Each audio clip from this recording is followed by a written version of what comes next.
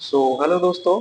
आज हम लोग एक बहुत ही इम्पोर्टेंट सा नेम रिएक्शन का क्लास रखने वाले हैं और इस नेम रिएक्शन के लेक्चर में हम बहुत सारे इम्पोर्टेंट नेम रिएक्शंस को कवर करने आ रहे हैं। तो आइए स्टार्ट करते हैं। तो सबसे पहले नेम रिएक्शन को कोई नेम रिएक्शन के नाम से नहीं पढ़ेंगे। सबसे पहले किस नाम से पढ़ेंगे कि ठीक है, नेम रिएक्शन की कोई भी रिएक्शन होती कैसे है, अगर वो किसी न्यूक्लियोफाइल बेस्ड हो या फिर इलेक्ट्रोफाइल बेस्ड हो। तो देखिए, सबसे पहले मैं अगर आपको थोड़ा जानकारी दूं कि न्यूक्लियोफाइल होता क्या है। न्यूक्लियोफाइल एक नेगेटिव या फिर पॉजिटिव लविंग ग्रुप, नेगेटिव और पॉजिटिव लविंग ग्रुप मतलब इसके माथे पे नेगेटिव चार्ज होनी चाहिए, या फिर ये किसी पॉजिटिव लविंग स्पीशीज को या फिर ये न्यूक्लियोफाइल को अट्रैक्ट करता हो, मतलब न्यूक्लियस को अट्रैक्ट करता हो। फाइल मतलब लविंग और न्यूक्लियस मतलब पता ही है सबको, प्लस चर्च का लविंग जो जिस लव प्यार जिसे करता है, तो ये होगा न्यूक्लियोफाइल। अब जो न्यूक्लियोफाइल है, ये न्यूक्लियोफाइल जब ऐड होता है तब कैसे कैसे रिएक्शन करता है, ये हमें सबसे पहली बात समझना है। अच्छा चलिए, जब न्यूक्लियोफाइल किसी के साथ रिएक्शन करता है तो पहला उसका जो सबसे पहला जो चॉइस होगा वो हर वक्त होता है एसिड बेस, क्योंकि एसिड बेस रिएक्शन बड़ी फास्ट होती है। एसिड बेस रिएक्शन कोई भी न्यूक्लियोफाइल सबसे पहले देना चाहता है। अब दूसरे नंबर पे क्या कौन आएगा भाई? दूसरे नंबर पे आता है एसिड बेस के बाद आता है, दूसरे नंबर पर बन जाता है पाई बॉन्ड। जब एसिड बेस का प्रायोरिटी उसके पास नहीं रहता, किसी कारण से उसके पास एसिड बेस करने की जगह नहीं है किसी न्यूक्लियोफाइल के पास, तो वो चला जाता है पाई बॉन्ड पे रिएक्ट करने। अच्छा, और अगर पाई बॉन्ड उसको ना मिला फिर वो चला जाता है सिग्मा बॉन्ड में, और ये इसकी लास्ट प्रायोरिटी होती है जो कि होती है सिग्मा बॉन्ड। अच्छा, अब अगर मैं एक जनरलाइज्ड रिएक्शन की बात करूं, कैसे बात किया जा सकता है जनरलाइज्ड रिएक्शन की बात अगर मैं करूं, सोचो CH3 C double bond O OH, इसके साथ मैं किसी न्यूक्लियोफाइल को अटैक करवाता हूं जैसे कि OH माइनस। अब अगर मैं OH माइनस का अटैक करूं तो ये सबसे पहली बात किसको लेना चाहेगा? सबसे पहली प्रायोरिटी होती है एसिड बेस, तो सबसे पहला ये एसिड बेस पे आना चाहेगा। जब सबसे पहले ये एसिड बेस खेलना चाहेगा तो ये एक ऐसा हाइड्रोजन ढूंढेगा जो कि इलेक्ट्रोनेगेटिव एटम के साथ, मतलब डेल्टा माइनस किसी एटम के साथ जुड़ा हो, तो ही इसको हम एसिडिक हाइड्रोजन बोलते हैं। अब ऐसा एटम, ऐसा हाइड्रोजन एटम आपको कहां मिल रहा है? यहाँ पर। तो ये सीधा सीधा इसके साथ एसिड बेस खेल लेगा और ये इसको उठा के लेके चला जाएगा। क्या होगा देखिए, CH3 C double bond O minus. अब ये भाई इसके साथ रेजोनेंस करेगा, बस यहाँ पर रेजोनेटिंग स्ट्रक्चर आपको मिलेगा। अब दूसरी बात, अगर इसके पास पाई बॉन्ड ही ना रहे, मतलब सॉरी एसिडिक हाइड्रोजन ना रहे, तो ये पाई बॉन्ड पे अटैक करेगा। कैसे करेगा दिखाते हैं। तो सेकंड प्रायोरिटी में अगर इसके पास एक ऐसा कंपाउंड C3COCl, जिसको लेके हम रोजेनमेंट रिएक्शन भी करा सकते हैं, पर अभी हम ये देख रहे हैं कि न्यूक्लियोफाइल कैसे अटैक करता है। न्यूक्लियोफाइल क्या करेगा? सबसे पहले क्लोरीन के पास आएगा नहीं, क्योंकि यहाँ पर एसिडिक हाइड्रोजन है ही नहीं कहीं पर। तो देखिए, पहला एसिड बेस तो हट गया इसके पास, दूसरा इसके पास प्रायोरिटी बचा पाई बॉन्ड। अब पाई बॉन्ड आपको एकमात्र, मतलब एसिड बेस के बाद यहाँ पर दिख रहा है, तो ये क्या करता है, कार्बन पे अटैक कर देता है और इस पाई बॉन्ड को खोल देता है। तो कुछ ऐसा होगा क्या?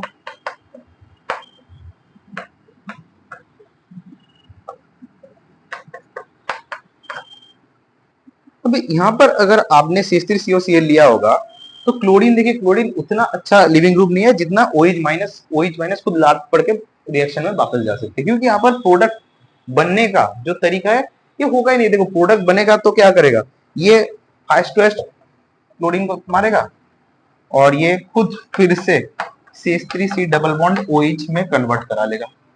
अब फिर से ये रिएक्शन चालू हो जाएगी, क्योंकि देखो क्लोरीन ज्यादा अच्छा, क्लोरीन क्या होता है, ज्यादा अच्छा लिविंग ग्रुप होता है OH की तुलना में। तो क्लोरीन पे अटैक जब होगा तो ये फिर से ये बना लेगा और C3C डबल बॉन्ड OH फिर से चला जाएगा यहाँ पर, और यही रिएक्शन फिर से होती रहेगी।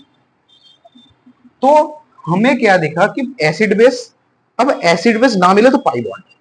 अब जब पाई बॉन्ड पे आ गए तो हमें क्या देखना है, जब पाई बॉन्ड पे आ गया तो देखना सिग्मा बॉन्ड पे क्या ये रिएक्शन करवाता है। तो देखिए सबसे पहली बात, जब सिग्मा बॉन्ड पे रिएक्शन होने वाली है तीसरी खाते में, तो हम कुछ ऐसा ही ले लेते हैं जहां पर पाई बॉन्ड हो और सिग्मा बॉन्ड भी हो। अगर यहाँ पर OH माइनस अटैक कर दे, गलती से भी इस हाइड्रोजन पे अटैक मत कराना भाई, क्योंकि ये कोई इलेक्ट्रोनेगेटिव एटम के साथ जुड़ा हुआ हाइड्रोजन है नहीं। तो ये करेगा क्या, सबसे पहले जाएगा पाई बॉन्ड पे। अब पाई बॉन्ड पे जाएगा तो रिएक्शन कुछ ऐसी दिखेगी,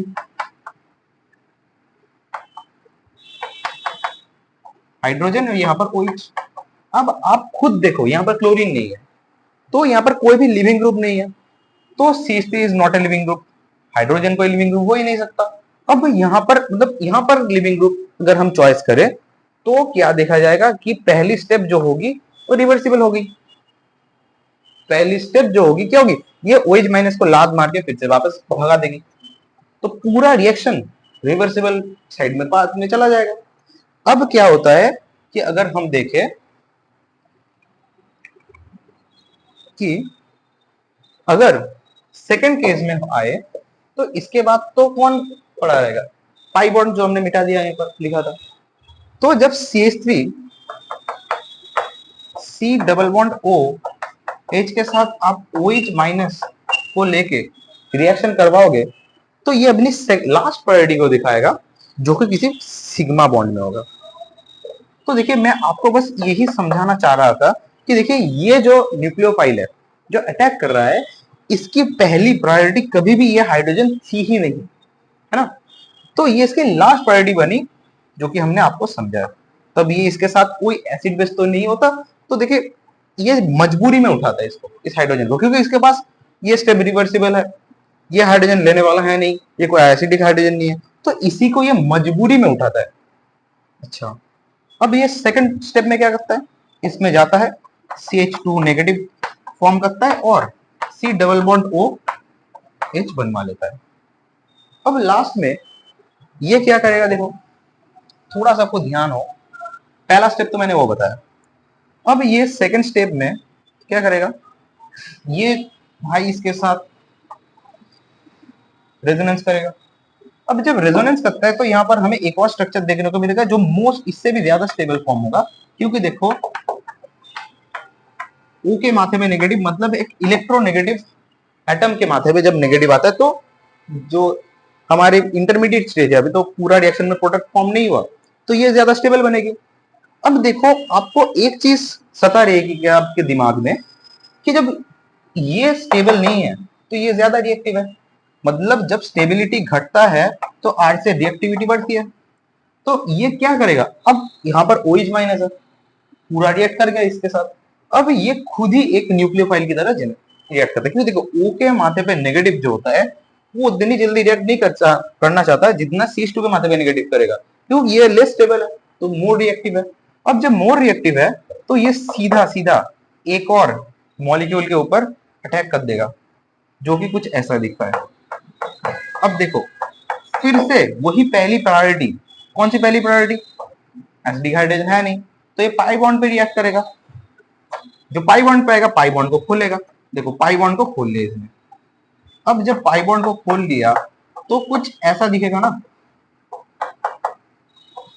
सीधी सच्ची बात बताओ तो आपको कुछ ऐसा दिखेगा, क्योंकि देखो ये डायरेक्ट बस रिएक्ट करते जा रहा है यहाँ पर CH2 C double bond O hydrogen.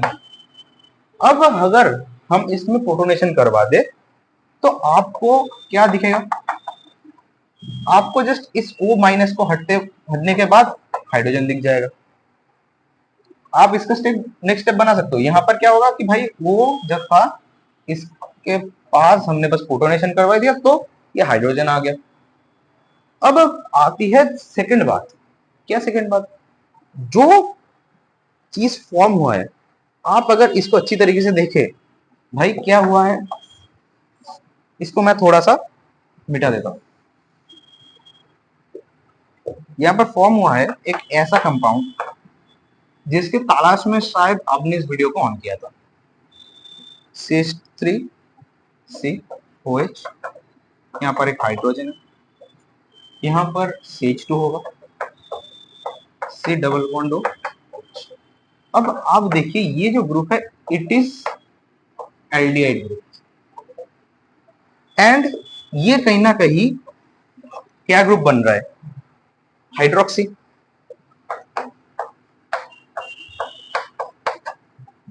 Alcohol की। अब आप देखिए ये हो रहा है अल्फा कार्बन, ये हो रहा है बीटा कार्बन, मतलब अल्फा पे, अल्फा का जो कार्बन है ये अल्फा ये बीटा, ये तो ये आपका फंक्शनल ग्रुप है एफजीएफ। अब जब ये बीटा पोजीशन पे है, आपको कुछ कुछ स्ट्राइक कर रहा होगा। क्या स्ट्राइक कर रहा होगा, आप बोलोगे कि ये तो एल्डोल है। एल्डोल मतलब अल्कोहल भी है और ऑल भी है, aldehyde plus, sorry aldehyde plus all means aldol. अब ये बीटा पोजीशन पे है। अब जब बीटा एलिमिनेशन होता है, वैसे हम यहाँ पर E1CB रिएक्शन करवा सकते हैं। तो E1CB का प्राइमरी जो फैक्टर था वो क्या था, अगर आपको थोड़ा भी याद है, नहीं तो हम एक और वीडियो में यहाँ पर कवर भी करेंगे E1CB पे, दूसरे वीडियो में, कि E1CB चाहता क्या है, कंजुगेट बेस फॉर्मेशन। जब वो कंजुगेट बेस फॉर्मेशन चाहता है तब वो कुछ ना कुछ ऐसा करेगा कि वो यहां से एक हाइड्रोजन उठा के रियल नेगेटिव बनाएगा। मतलब मैं अगर यहां पर दिखाऊं कि यहां पर एक रियल नेगेटिव चार्ज आएगा और ये रियल नेगेटिव चार्ज कहीं ना कहीं धक्का मार के यहां से बीटा पोजीशन से एलिमिनेट कर रहा होगा।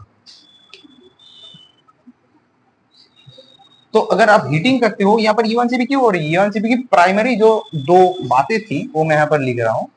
क्या क्या थी, पहले पहले E1CB में पहला बात जो था ये था, क्या था E1CB में पहला क्या होना चाहिए, एक स्ट्रॉन्ग इलेक्ट्रो विथड्रॉइंग ग्रुप होना चाहिए, जो कि यहां पर है, और एक पुअर लिविंग ग्रुप होना चाहिए, जो कि OH है खुद। तो अल्डोल का जो डिहाइड्रेशन वाला पार्ट है, मतलब जहां से पानी निकल रहा है और डबल बॉन्ड का फॉर्मेशन हो रहा है, वो एक E1CB है। क्यों कंजुगेट बेस फॉर्मेशन को पहला मैं इसको रब करूं और इस हाइड्रोजन को अगर हटा दूं चुपके से, क्योंकि OH माइनस तो फिर से आएगा और यहां से हाइड्रोजन को खा जाएगा। OH माइनस यहाँ पर जो भी रिएक्शन करना चाहेगा पूरा रिवर्स जाएगा, पर यहाँ पर जो हाइड्रोजन था इसको लेने के बाद इसको तो मजा आ जाएगा। क्यों, यहाँ से CHO जो है ये एक इलेक्ट्रॉन विथड्रॉइंग ग्रुप है और ये खींच रहा होगा, तो इसको इलेक्ट्रॉन को मजा आ जाएगा, यहाँ पर ये रेजोनेंस करेगा। पर जब एलिमिनेशन की बात आएगी तो यही हाइड्रोजन के माथे पर आया हुआ इलेक्ट्रॉन इसको उठाएगा और यहां से निकलवा देगा। तो हमें कुछ जो स्ट्रक्चर मिलेगा वो कंडेंस स्ट्रक्चर मिलेगा, जो कि हम अल्डोल कंडेंसेशन में भी पढ़ते हैं। CH3 CH double bond CH CHO। देखिए आपको ये पूरा रिएक्शन मैंने आपको बातों बातों में एल्डोल कवर जो है कवर करवा दिया है और ये कंडेंस भी करवा दिया है। तो ठीक आपने अगर इस रिएक्शन मैकेनिज्म को अच्छे से पढ़ लिया, और मैं कुछ सवाल आपको यहाँ पर कराऊंगा अभी के अभी, जो सवाल करवाऊंगा उनमें से पहला जो सवाल है मैं दे रहा हूं, ये सवाल बड़ा ही फेमस सवाल है। अच्छा, अब आपको लगेगा कि मैंने यहाँ पर कहीं पर भी आपको एक चीज नहीं बताई, RDS। चलिए पहले इससे ही समझते हैं RDS, है ना। तो मैं इसमें पूरा मैकेनिज्म से चलूंगा, पर पहला वाला पार्ट को छोड़ते। देखो पहली बात तो ये आएगा यहाँ पर अटैक करेगा, रिएक्शन रिवर्स आ जाएगा। तो ये क्या करेगा, यहां से हाइड्रोजन को उठाएगा, हाइड्रोजन को उठा लिया इसने भाई। जब भी इसने हाइड्रोजन को उठाया, सबसे पहली बात ये क्या करेगा, या इसके ऊपर नेगेटिव तो बनाएगा।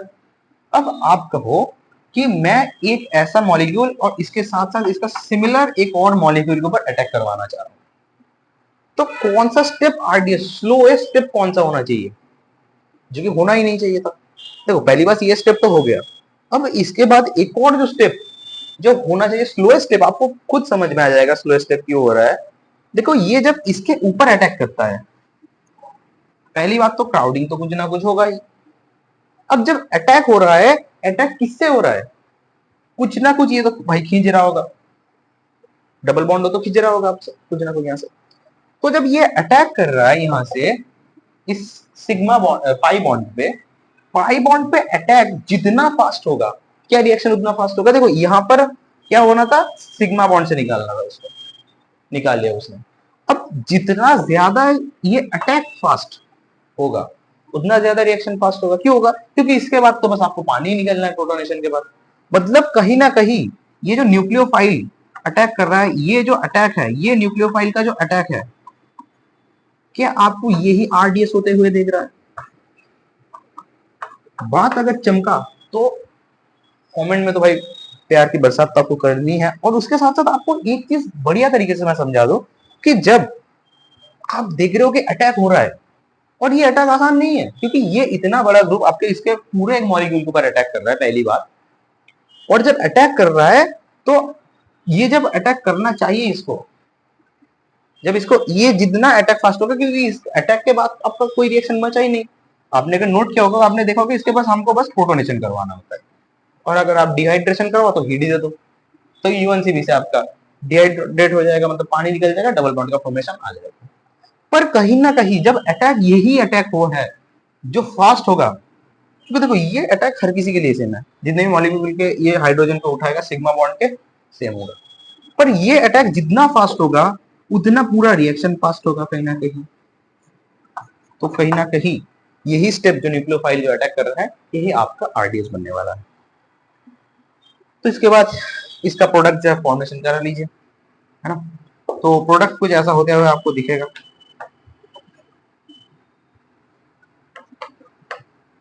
और जब आप यहाँ से हाइड्रोजन को निकालोगे, बस यहाँ पर एक डबल बॉन्ड आ जाएगी।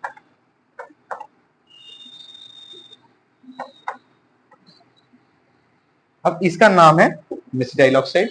और ये सवाल बहुत ही फेमस सवाल है, आया है।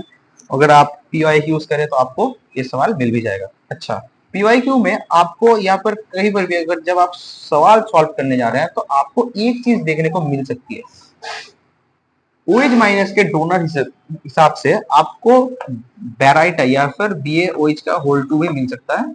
और इसके साथ साथ आपको ये भी मिल सकता है, OH माइनस भी मिल सकता है डायरेक्ट, या फिर NaOH भी मिल सकता है।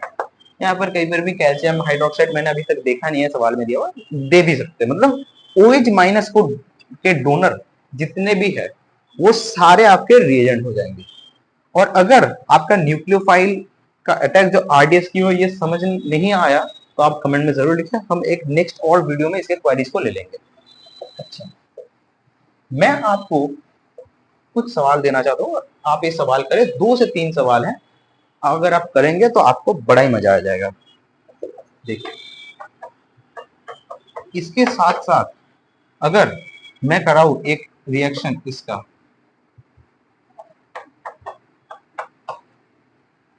तो क्या प्रोडक्ट फॉर्मेशन होगा। और अगर मैं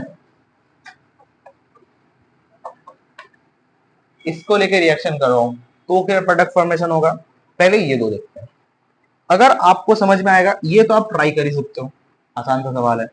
आपको क्या करना है, यहाँ पर नेगेटिव बनाना है, यहाँ पर अटैक करना है, और ये डबल बॉन्ड खुलेगा, मतलब कुछ ऐसा दिखेगा PHCOH, और यहाँ पर आपको एक हाइड्रोजन दिखेगा, इसके साथ साथ यहाँ पर CH2C डबल बॉन्ड OH, ये आपको दिखने वाला है। अब आप बोलोगे यहाँ से क्यों रिएक्शन नहीं होगा, क्योंकि PHCOH के पास कोई अल्फा हाइड्रोजन नहीं है।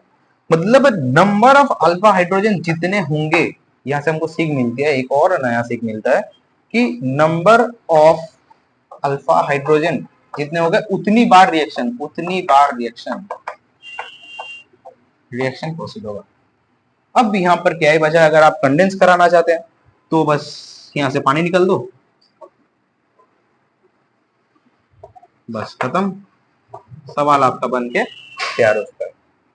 अगर इसमें देखें तो OH माइनस आएगा और कहीं ना कहीं यहां से एक हाइड्रोजन उठा के ले जाएगा।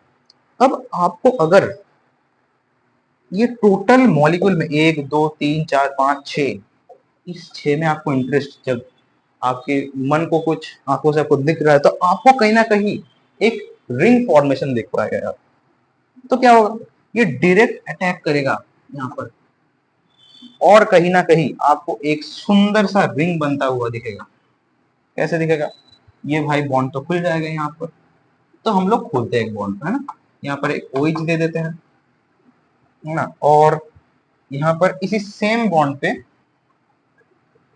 अगर हम दे दें OH, अच्छा, इसके साथ साथ जो डबल बॉन्ड है, जो डबल बॉन्ड है, ये OH एक मिथाइल इसके साथ साथ जुड़ा रहेगा, और 1 2 3 4 5 6 अगर हम नंबरिंग कर ले तो ये 6, और यहाँ पर आता है आपका डबल बॉन्ड। आप कहां से हाइड्रोजन निकालोगे, ये आपका मैटर ऑफ कंसिडरेशन बनना चाहिए। 1 2 3 4 5 6, देखो मैं क्या बोलता हूं, यहाँ पर आप एक बार नंबरिंग कर लो, एक कार्बन में यहाँ पर डिफरेंस है, दो कार्बन, एक और एक लेंथ है। तो आप जब यहाँ पर सवाल बना रहे होगे, आप जब यहाँ पर सवाल बना रहे होगे, कुछ ना कुछ मैंने सवाल में गड़बड़ी कर दिया, 1 सेकेंड, मैं सवाल ही एक बार ले लेता हूँ अच्छे से।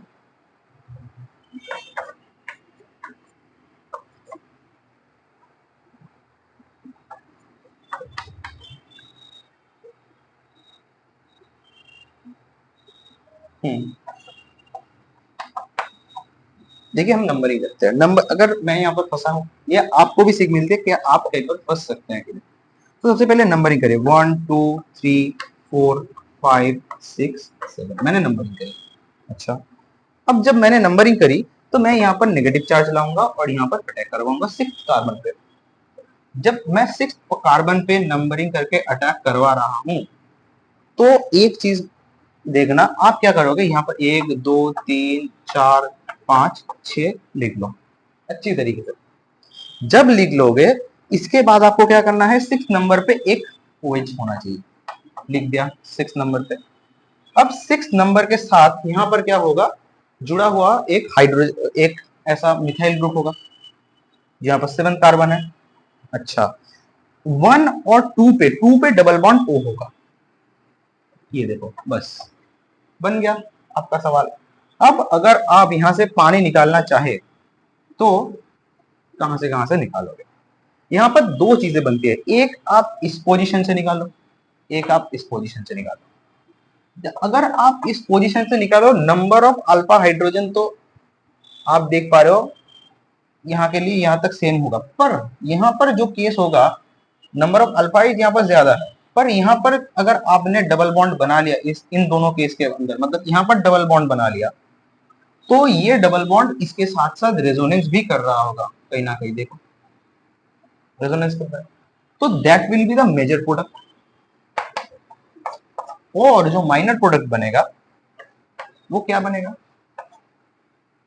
वो कुछ ये बनेगा, this will be the minor product, क्योंकि ये रेजोनेंस नहीं कर रहा है ना, तो ये बन जाएगा आपका माइनर प्रोडक्ट। अच्छा, एक और हम यहाँ पर सवाल लेंगे। अब आपको कुछ लगेगा कि ये क्या है, दिस इज इंट्रा अल्डोल, ये इंट्रा अटैक है, हम एक ही साथ पूरे चीजों को पढ़ रहे हैं। अब जब नेक्स्ट बारी आती है क्रॉस अल्डोल की, ये भी हम सीखने वाले हैं क्रॉस अल्डोल। देखो सबसे आसान कैसे हो जाएगा, CH3C डबल बॉन्ड OH, और अगर हम CH3C double bond O CH3 का रिएक्शन करवाएं, अब आप खुद बोलना कि कहां पर कैसे रिएक्शन होगा, क्या ये इसके ऊपर अटैक करेगा, क्या ये इसके ऊपर अटैक करेगा, आप खुद बता पाओगे। अगर मैं इसको A नाम दूं और इसको B नाम दूं, क्या A B के ऊपर और B A के ऊपर, कौन किसके ऊपर अटैक करेगा, ये हमको जानना है। तो मैंने क्या बोला था, nucleophile attack in the RDS. अब न्यूक्लियोफाइल का अटैक जहां अच्छा होगा वहां पर आपको आरडीएस, तो देखो आरडीएस के लिए आपको देखो यहाँ पर जो डेल पॉजिटिव है और यहाँ का जो डेल पॉजिटिव है, वहां पर आपको जो C3CHO का डेल पॉजिटिव है वो ज्यादा दिख रहा है। क्यों, क्योंकि इसमें खालीपन जो वो डबल बॉन्ड जो खींचने वाला है, उसमें एक CH3 आपको प्लस आई इफेक्ट लगा रहा होगा, और यहाँ पर 2 CH3 लगा रहे हैं। जब 2 CH3 लगा रहे हैं तो इसका जो पार्शियल पॉजिटिव जो बन रहा था ये घट जाएगा, मतलब ये एक बेकार न्यूक्लियोफाइल को ले पाएगा और ये न्यूक्लियोफाइल को अच्छी तरीके से ले पाएगा। तो जो नेगेटिव चार्ज है वो कहीं ना कहीं जाके यहाँ पे बनेगा और यहाँ पर अटैक होगा। अच्छा, जब यहाँ पर अटैक होगा, एक चीज अच्छे से समझ, जहां पर खालीपन ज्यादा वहां पर अच्छे से अटैक होगा। तो खालीपन यहाँ पर ज्यादा था तो यहाँ पर अटैक हो गया। तो अटैक के बाद आपको कुछ देखने को मिलेगा, C3C डबल बॉन्ड O की जगह OH हाइड्रोजन, इसके साथ साथ कार्बन